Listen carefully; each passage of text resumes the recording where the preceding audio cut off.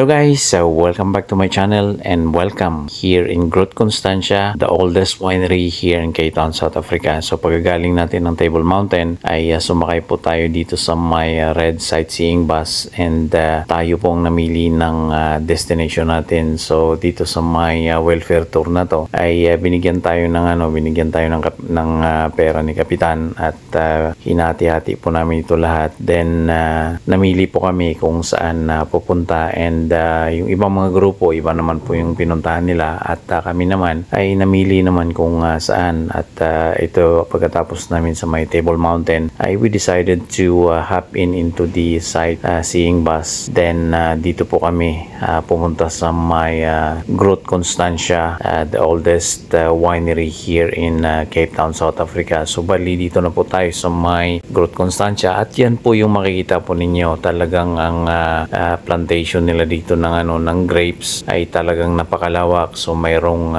red at saka mayroong green na mga grapes na nakikita namin dito. So tinanong namin kung okay lang po ba na magpa-picture and sinabi naman ng nasa gate area ay pwede naman at since na talagang grabe yung mga bunga and it's almost harvest time ay talagang napakuha kami dyan at tinikman namin at talagang ang sarap ng lasa ng grapes na yan. So after the picture taking and capturing ng video sa may plantation nila ay pumunta tayo sa isa sa mga restaurant nila because it's almost lunchtime at namili tayo ng makakain dito since na we decided na magtagal dito sa may lugar na to and nakita namin talagang napakaraming wine, export quality and rare na mga wine ay naka-display po rito. So purely or surely ay mamahalin din po ang presyo ng mga yon. So dito ay pumunta na tayo dito sa may wine tasting nila at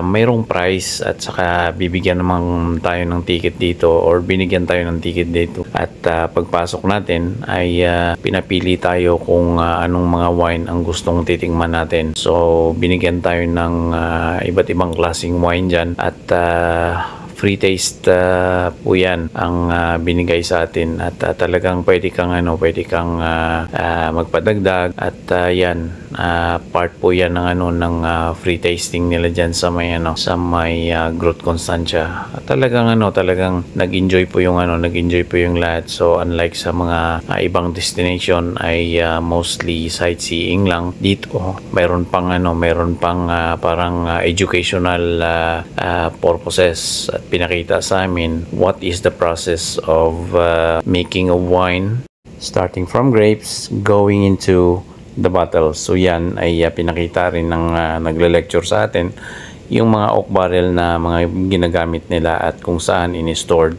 yung mga wine na pinoprodukto na nila.